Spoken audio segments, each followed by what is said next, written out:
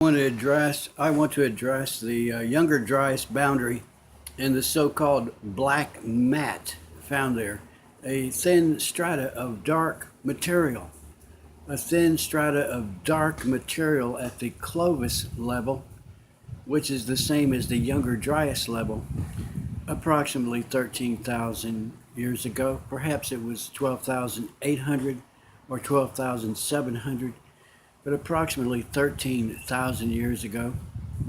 What is this so-called black mat?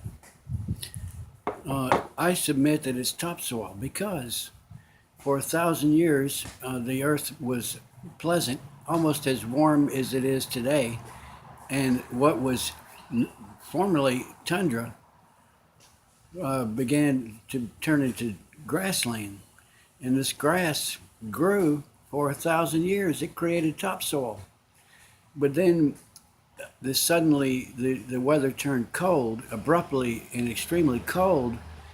So over this layer of compost was a layer of wind deposited soil called loess, Loess, and some maybe in some parts of the country some waterborne soil was deposited, creating different strata, which can be dated by various methods. But when you get down to the Clovis-aged level, you find this black streak like if you're looking at the side of a ditch and you see all the different layers and different colors of soil. What is this? It's compost, because there was 1,000 years of warm weather. Grass grew abundantly and created topsoil. That's how topsoil is formed. And then wind-blown soil, or perhaps water, alluvial soil, was deposited on top of it. But you probably will not find charcoal or evidence of fire in this black layer. That's nothing but compost. And you will find in this black layer traces of platinum. And this platinum came from the iron meteor itself when it vaporized upon impact in the area near the Canadian border between the United States and Canada. And the impact on this ice sheet in the middle of the country, a heavy ice sheet, a thick, heavy ice sheet, the weight of which would have compressed the ground somewhat on its own, but when it was hit suddenly by this fast-moving 17,000 miles per hour meteor, boom!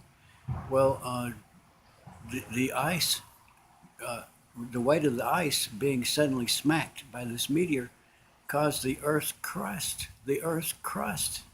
underneath that ice to buckle and to be deformed. And when the ice melted, you have the Great Lakes. This is what formed the Great Lakes. This is why you have this dramatic earth-changing event, the Younger Dryas impact, without a crater. The evidence of the crater itself is gone. It was in the ice.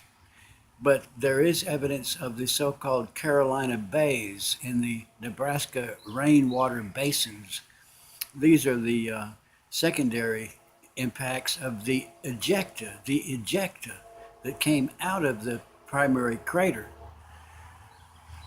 The ejecta would be large boulders of ice, perhaps as big as a car or a school bus, and smaller, all different sizes, and they're all across the Atlantic coast around South Carolina and Georgia and other states as well. There are these oval-shaped depressions in the ground, because that's the evidence of a huge ice boulder hitting the ground and then melting.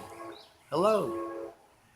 But the thing that I would like to put forward, you see, you have various high-powered scientists studying this subject, but they may not necessarily be gardeners. They may not really fixate on topsoil, compost, the way a gardener would.